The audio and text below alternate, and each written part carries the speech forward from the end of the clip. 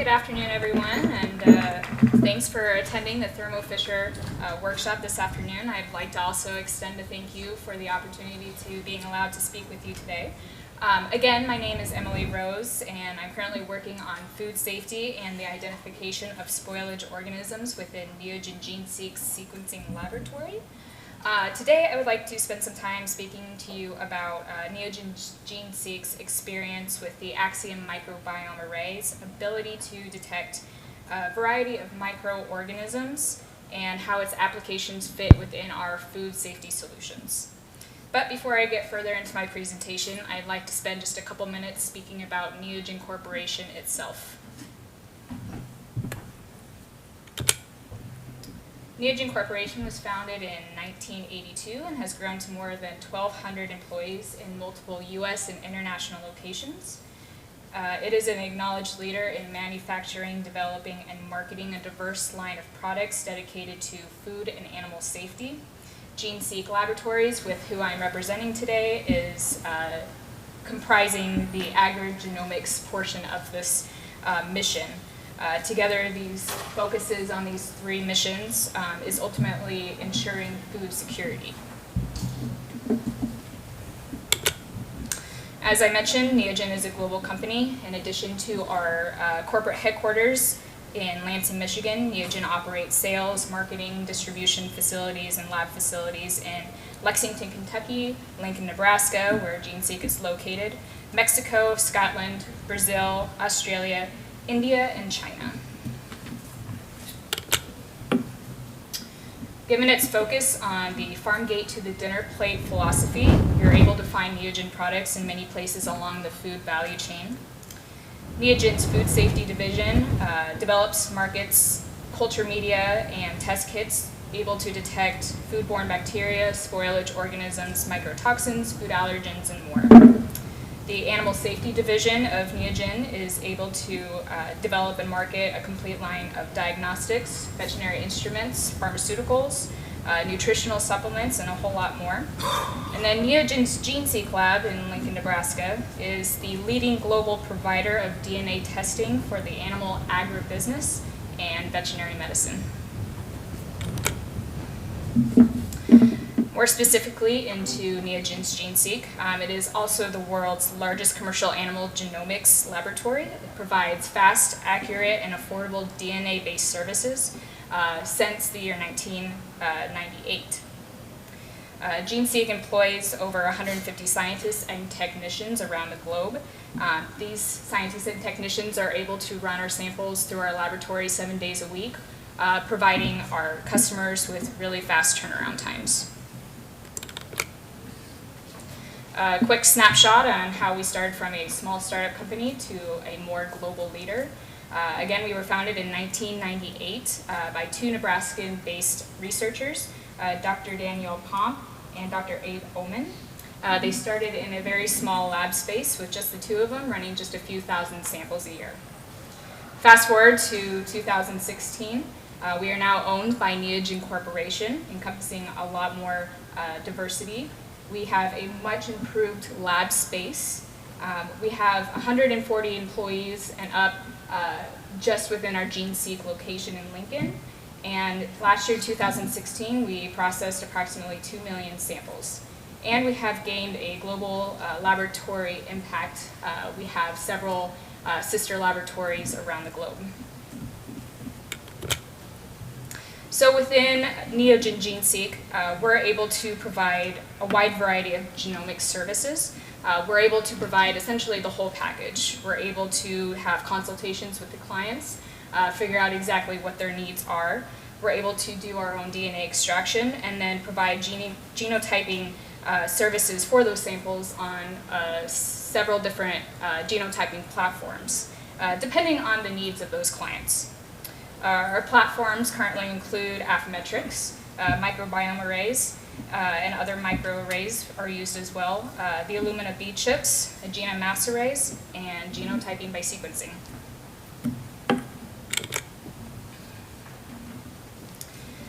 So let's talk specifically on to food spoilage and food safety missions. With Lansing, Michigan as our food safety headquarters, GeneSeq has also become very involved within the food safety mission.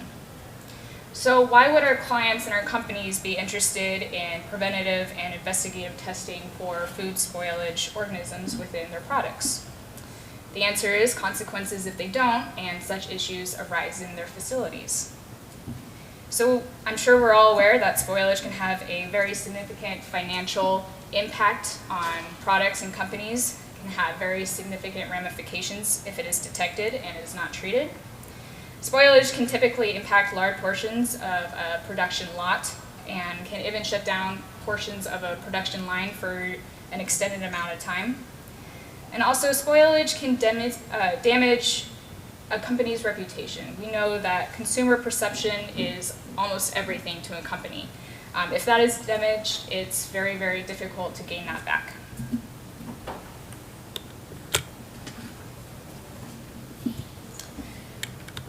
So within our food safety genomics services within GeneSeq, we're able to provide a variety of different tests. For starters, we have a meat speciation test with qPCR, real-time PCR. This test is able to identify, say you have a pork product and it is labeled as 100% pork sausage. You're able to identify if it truly is 100% pork sausage or if there's other meat components mixed in there as well. We also have a NeoSeq S-Tech E. coli test through a genome mass array. This is able to identify the 7 major adulterating species of, or serotypes of E. coli through our genome mass array technology. Through our sequencing technology, we have a product, NeoSeq Salmonella, which is able to identify certain strains of Salmonella within different products. Also through sequencing, we have a 16S metagenomics test, able to identify several different bacterial organisms within a mixed sample. And then we have, on the other side of that, a whole genome metagenomics test, which within similar samples, mixed samples with several different organisms, we're able to identify what those organisms are through sequencing within that sample. Whereas 16S metagenomics is obviously bacterial biased, the metagenomics can identify different bacteria, viruses, fungi, a whole variety of different microorganisms rather than just bacteria. So what we discovered was that with our client's request, we were coming into a bit of a hole here. We have our typical 16S sequencing that we would do for identifying bacterial organisms within a sample. It's relatively cost efficient. And on the other side of that, say we were looking for other microorganisms rather than just bacteria, we have the whole genome sequencing. Now, the whole genome sequencing is a bit more costly for us to do, and it requires a higher quantity of and quality of input DNA. So, we were very interested to speak with Thermo Fisher and learn about their Axiom Microbiome Array, which is able to detect thousands of different unique microorganisms down to the species and even down to the serotype level. We currently use the Affymetrix microarrays for our genotyping services at GeneSeq. So this was a perfect opportunity for us to be able to test out this product and see exactly how well it was able to detect these different species. So what we wanted to do and what I am going to outline for you today in our case studies is we wanted to compare a series of sample sets using 16S technology as well as the Axiom Microbiome Array and find a concordance between those two data sets. So first I'm going to walk you through the typical 16S rRNA sequencing workflow in case some of you are not quite familiar with that. And then I will further go into detail explaining the workflow of the Axiom Microbiome Array. So first, with our 16S rRNA sequencing, we would have to extract the bacterial organism's DNA. Then we'd have to separate that DNA from the host DNA from whatever that bacterial was growing onto. Next, we would go through a PCR amplification of the 16S regions within that genome. We would then institute specialty barcodes for that library prep, particular to each individual sample. Then we would go into pooling that sample and running it on the Illumina MySeq series. Through this series, the technology is able to demultiplex out those individual samples based on their barcodes. And then we go through a series of pipelines to identify the bacterial's genus level, maybe down to the species level, but very typically and confidently down to the genus level of the bacterial species. And it is quantitative so that you are able to get a relative quantification of the bacterial organisms within each sample. The microbiome workflow is also very streamlined, down to and beginning with the reagents that Thermo Fisher is able to provide with its array kits, to the target preparation, the whole genome amplification that it goes through, and then loading it onto the pre-designed arrays. So that in this case, it would be the microbiome array. Currently, the array comes in a 24 sample format and a 96 sample format.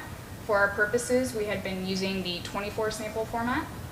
And then utilizing the Gene Titan, which was perfect, that GeneSeq already had this in place, to do the staining and the imagery of those samples. And then working through the Axiom Midas, or the Microbial Detection Analysis software, to analyze our results through this array. Our team down at GeneSeq that runs exclusively Affymetrix arrays particularly noticed that this Midas software was very streamlined and very user-friendly to use.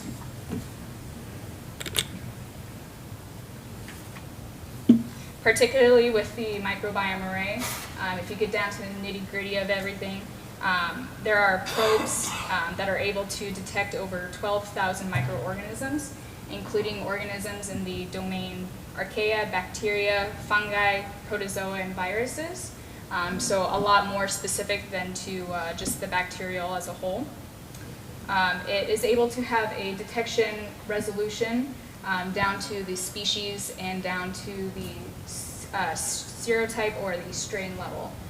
So in the column where it says the number of species, you're able to see it break down the number of species within each domain that it's able to identify, and then the total down below. And then over to the right of that, you see target sequences, and those are the separated, detected target sequences that the array is able to detect for the number of different targets. So GeneSeq is still in the very early stages of testing out this Axiom Microbiome product, but there are a couple of really useful cases that I'd like to outline for you today. In both of these cases, identical samples were run on both the 16S technology as well as the microbiome array, and how we're going to look at the initial data sets and how they coordinate to one another. So within our case number 1, we had 20 samples that were submitted to us. We had 15 spoiled samples within that set and 5 non-spoiled. These sample sets were run on the V4 region of these samples were run on the Illumina sequencing system. The V4 region was amplified for the 16S rRNA gene. The Illumina run was used with the 2x250 paired end run set, and the OTUs, or the operational taxonomic units, were generated using a series of pipelines, and the output was essentially the genus level of the bacterial organisms that were identified. On the other hand, we had the Axiom Microbiome Array. We had a subset of 7 of these samples, 4 of the spoiled and 3 of the non-spoiled, that we ran on this 24 sample array. And then we used the Midas, or the Axiom Microbial Detection Analysis software, to identify the strain level of these microorganisms that were present within these 7 samples. So looking at the data set of the 16S run, we uncovered 142 genus level OTUs present within these 20 samples. However, this table is outlining for you today just the most dominant 27 taxa that were shown. So this is the most dominant 27 genus level identifications that we had for this. So if I were just to ask you maybe which 5 were the non-spoiled and which 15 were the spoiled, I'm guessing just through the color detection and the level of diversity between these samples, you'd be able to pick out those 5 non-spoiled samples. And you would be right, we saw a very distinct pattern of diversity between the spoiled and the non-spoiled samples. The major taxa in our spoiled samples were Lactobacillus, Wisella, Burkholdia, Photobacterium, and Leuconostoc.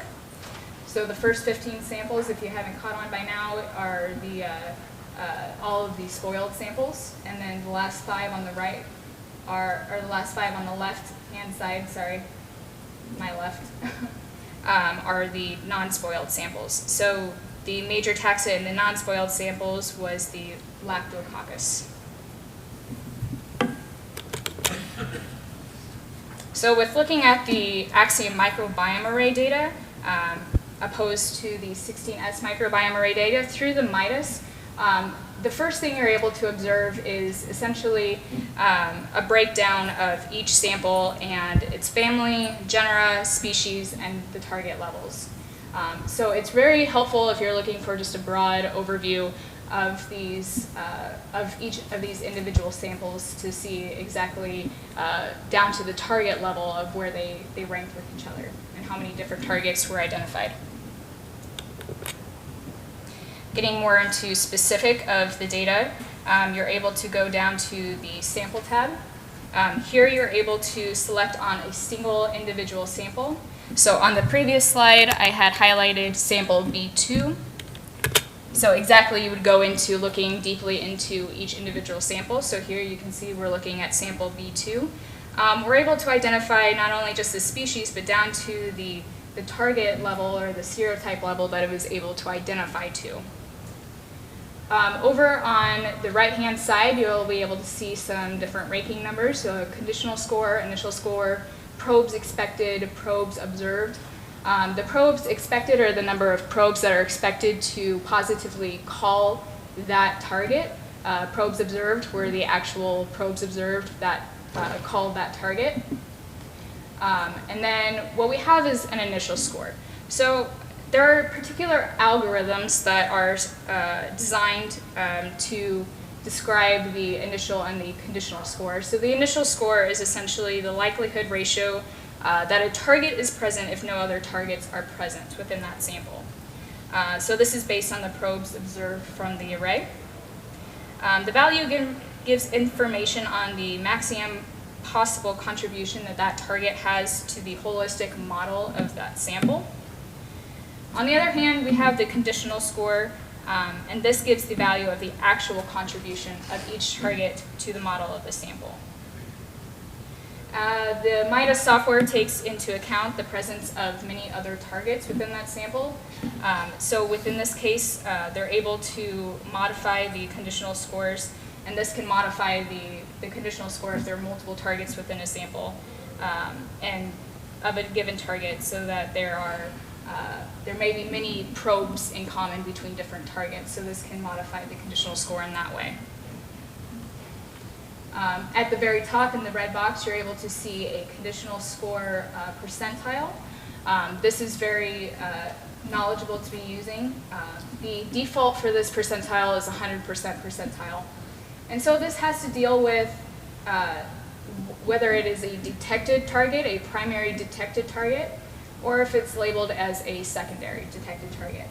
So if it was labeled as a primary detected target, or as the services call it, as just a detected target, those would be those bold targets labeled for you up there. As you can see, we have it scaled down to a 75 percentile, just to show you exactly what the software would be showing you if you were to scale it down a little bit. The remaining targets below those bold ones are essentially secondary targets. So the primary targets would be the targets that have the highest likelihood. They have the highest conditional score of those potential targets that have been called. secondary targets are within the same families as the detected targets. However, their conditional scores were much lower, or even slightly lower if you had a slightly lower conditional score, or if you were to do the percentile down to like 99% or 98%, and you were able to detect a secondary target there, you would be able to ultimately consider that or determine it to be an alternative to your primary detected target, since it is so close. If you were interested, there's also a tab where you're able to see the probe level detection. This can be very interesting in determining exactly which probes went into detecting a single target. So from this tab, you would essentially select an individual target from that set, and you can even see the exact sequence of the oligos that made up that essential probe. All right, and then on the last tab, you're able to see the number of targets within that array that were detected. With this at the top, you're also able to identify each of those targets that were detected for each individual sample. You're also able to see if that was detected primarily, which it's labeled just detected, or if it was detected secondarily.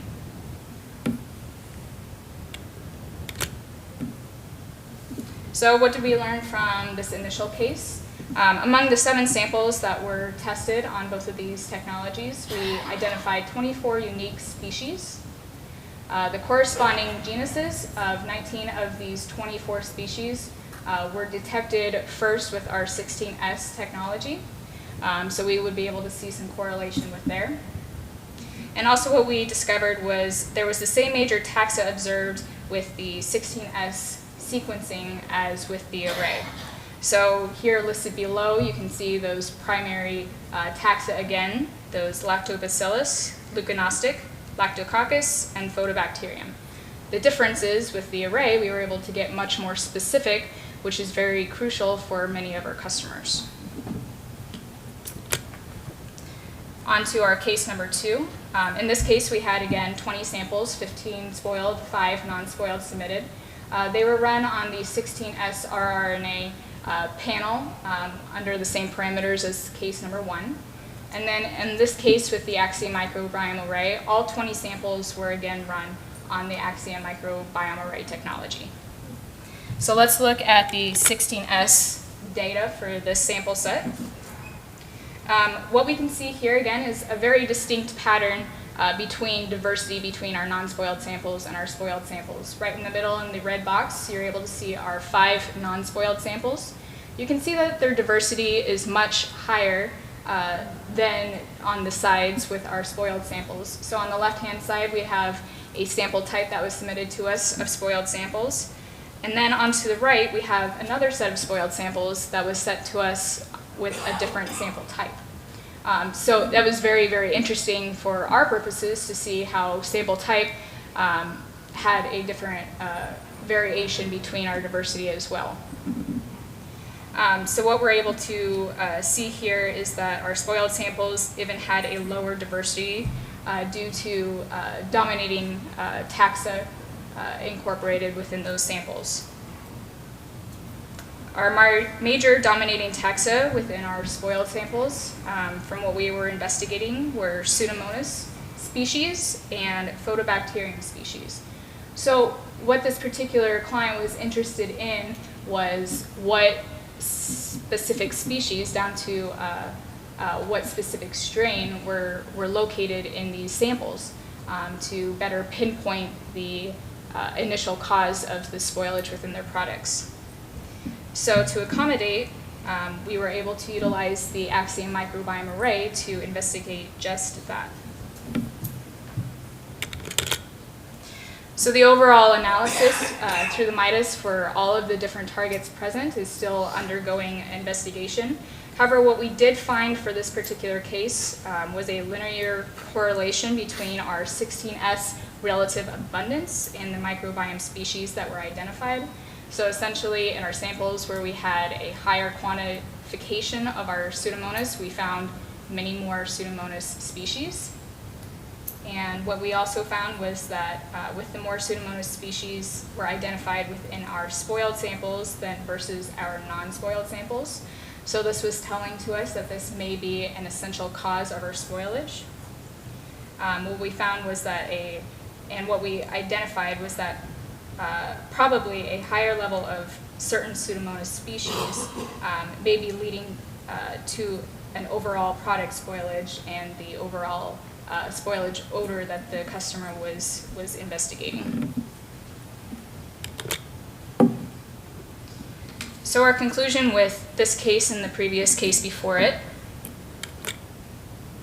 what we found was that consistent patterns of diversity between our spoiled and non-spoiled samples. This was essential to our findings so that we would be able to see such a diverse difference between each of their sample types and our samples that were submitted to us versus the spoiled or non-spoiled. We also observed that there were similar patterns between our 16S sequence data and our Axiom Microbiome Array data. So what we were able to conclude was that there was concordance between these. It was much more specific within the Axiom Microbiome Array, which is what we essentially ultimately wanted to identify with using this product. Specifically with 16S sequencing, it is a quantitative method. It's able to offer taxonomic abundance for our sample sets tested. However, it only goes down to the genus level, maybe down to the species level of our detection. So this can cause issues with our customers where they're wanting to get more specific into the initial deep down cause of what their spoilage is.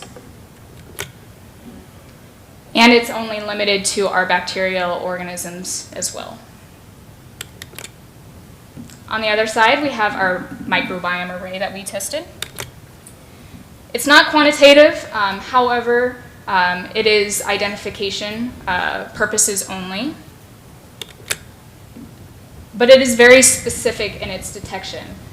It's able to get down to the species and even down to the strain level, which is very crucial. And it's not subject to just bacteria. It's able to identify organisms within the domains archaea, fungi, protozoa, viruses, as well as bacteria. What we overall concluded from this was that each method has its pros and cons. Each method has its niche where it is best applicable. But what we really took away from this, and what I want you to take away from this, is that a lot of times when you use two technologies together, you're able to take the best out of each of those technologies and produce a very, very effective product for your clients. So that's exactly what we did when we utilized both of these technologies together. The quantification component of our 16S test, as well as the very specific identification qualities of the microbiome array. We were able to provide a product that would be very worthy for our customers going into this deep investigation. With that, I would like to conclude this discussion, and I can take any questions.